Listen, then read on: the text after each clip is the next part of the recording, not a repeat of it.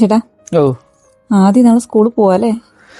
ശരിയല്ലേ, 5 കൊല്ലമൊക്കെ പോയ പോക്ക്.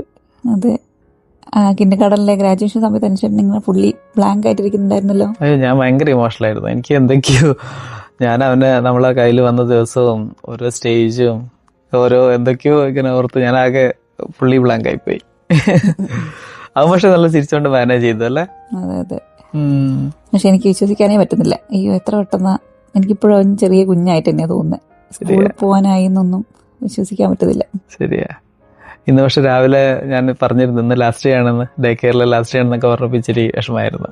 പിന്നെ പക്ഷെ അവന്റെ ഫ്രണ്ട്സ് ഒക്കെ അതേ സ്കൂളിലേക്ക് വരും എന്നൊക്കെ പറഞ്ഞപ്പോ ഹാപ്പിയായി. ഇനി നാളെ പോവില്ലേ, കിണ്ടിയിൽ പോവില്ലേ എന്നൊക്കെ ചോദിച്ചായിരുന്നു. 1.5 വയസ്സ് മുതൽ പോകുന്ന സ്ഥലമല്ലേ. എന്താല്ലേ, നമ്മൾ ചില സ്കൂളില് ഇപ്പൊ ഫസ്റ്റ് ഡേ ഓഫ് സ്കൂൾ എന്നൊക്കെ പറഞ്ഞിട്ട് വിടുന്ന വീഡിയോസിൽ പാരന്റ്സ് ഒക്കെ ഇങ്ങനെ ഭയങ്കര ഇമോഷണൽ ആയിട്ട് പറയുന്ന അതൊക്കെ ഇപ്പൊ നമുക്ക് മനസ്സിലാവും അല്ലേ?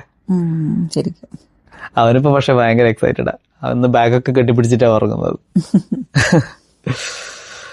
അയ്യോ.